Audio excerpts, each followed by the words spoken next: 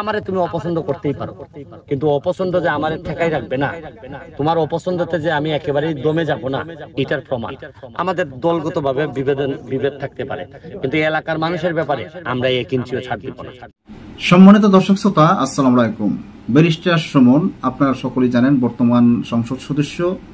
আজকে ব্যারিস্টার সুমন নিয়ে যদি কোনো আলোচনা করতে যাই, তাহলে অনেকেই ব্যারিস্টার সুমনকে এখন আর পছন্দ করেন নাই। অনেকে বলেন যে একসময় ব্যারিস্টার সুমনকে আমরা সকলেই ভালোবাসতাম, ওনাকে মনের ভিতরে গেঁথে রেখেছিলাম। কোটা সংস্কার আন্দোলনে ওনাকে আমরা দেখি নাই, ওনাকে বিভিন্ন ধরনের কথাবার্তা বলেন এবং বিভিন্ন কমেন্ট করেন, যে বিভিন্ন ধরনের মন্তব্য করেন যে ব্যারিস্টার সুমন উনি একজন এমপি হয়ে এত বড় আন্দোলন হয়েছে, উনি কিভাবে সামাল দিবে। এমন কথা যদি আপনারা চিন্তা ভাবনা করতেন, তাহলে ব্যারিস্টার সুমন এমপিকে এ ধরনের কথা বলতে পারতেন না। সকলেই ব্যারিস্টার সুমনকে ভালোবাসেন। বাংলাদেশের পথ প্রান্তরের গরিব দুঃখী মানুষ ব্যারিস্টার সুমন এমপিকে ভালোবাসেন। এখন ব্যারিস্টার সুমন, যদিও সে কোটা সংস্কার আন্দোলনে, উনি একটা আইনের লোক, ব্যারিস্টার মানুষ, উনি আইন ছাড়া তো কথা বলতে পারে না। আপনারা জানেন যে ব্যারিস্টার সুমন দুর্নীতিদের বিরুদ্ধে কাজ করে যাচ্ছেন এবং দুর্নীতিবাজদের বিপক্ষে লড়ে যাচ্ছেন।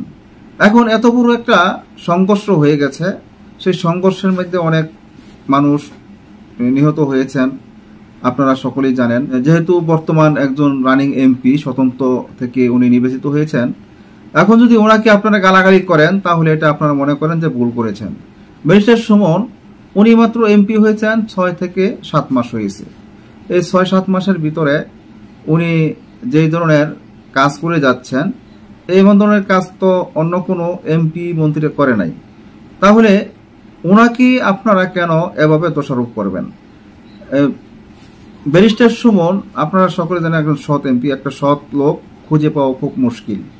যারা ব্যারিস্টার সুমনের বিপক্ষে কথাবার্তা বলেন, ব্যারিস্টার সুমন দালাল, ব্যারিস্টার সুমন বাটফার, ব্যারিস্টার সুমন বিভিন্ন ধরনের অনেক ধরনের কথাই আপনারা বলতেছেন ওনার বিপক্ষে, কিন্তু এই ধরনের কথাগুলো না বলে আপনারা একবার চিন্তা ভাবনা করে দেখেন যে ব্যারিস্টার সুমন আপনাদের কি ক্ষতি করেছে।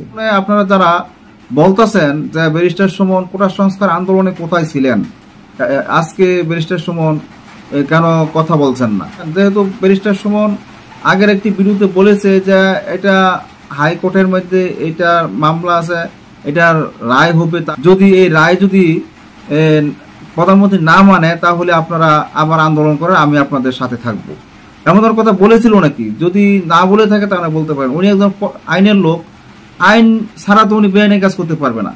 যে রাস্তাঘাটে আন্দোলন, হই হুল্লুর, এই সমস্ত করলেই কি একটা নেতা হওয়া যায়? না, একটা নেতা হতে গেলে যদি সে একটা কথা বলে মানুষকে বুঝাতে পারে, তাহলে সে একটা নেতা। এবং মারামারি, গন্ডগোল এসব করলেই কিন্তু নেতা হওয়া যায় না। নেতা হতে গেলে ভালো চরিত্রবান, সৎ চরিত্রবান লোক থাকলেই নেতা হওয়া যায়। কিন্তু যারা মারামারি গন্ডগোল করে, তারা সন্ত্রাসী গ্রুপের একজন, তাদের সাথে ব্যারিস্টার সুমনের কোনো তুলনা হয় না।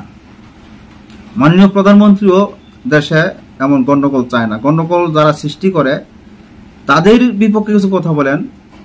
যারা ছাত্রদেরকে উস্কানি দিয়ে দিয়েছে, তাদেরকে বলেন যে কেন ছাত্রদেরকে এভাবে উস্কানি দেওয়া হয়েছে, মাঠে নামানো হয়েছে।